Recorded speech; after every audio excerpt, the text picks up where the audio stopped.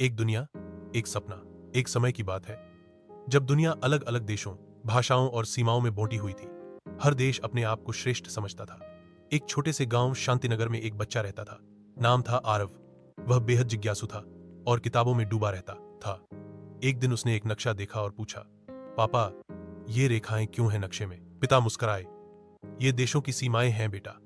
आरव ने मासूमियत से पूछा, अगर हम सब इंसान हैं तो ये सीमाएं क्यों? यह प्रश्न उसके मन में घर कर गया।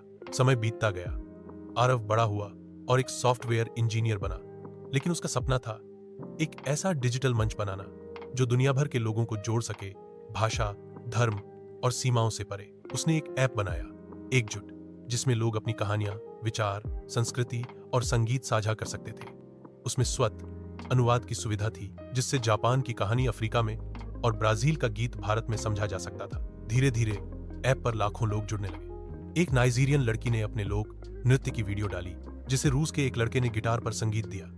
एक पाकिस्तानी शिक्षक ने गणित सिखाने की क्लास शुरू की, जिसे भारत के बच्चे बड़े चाव से देखने लगे। कई सरकारों ने विरोध किया, यह हमारी संस्कृति को कमजोर कर देगा।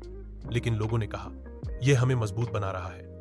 हम एक दूसरे को समझने लगे हैं। एक दिन संयुक्त राष्ट्र ने आरव को आमंत्रित किया।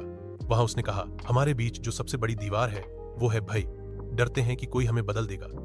लेकिन जब हम खुलकर संवाद करते हैं तो हमें समझ आता है कि हम सब एक जैसे हैं, सपने देखने वाले, प्रेम करने वाले और बेहतर भविष्य की चाह रखने वाले। उस दिन पहली बार 150 देशों के प्रतिनिधियों ने एक साथ एकजुट पर लाइव होकर एक दूसरे की भाषा में शांति शब्द बोला। दुनिया वही रही, देश वही रहे, लेकिन दिलों में दूरियां मिटने लगी। संदेश, भाषा, संस्कृति और सीमाएं हमें अलग नहीं करती।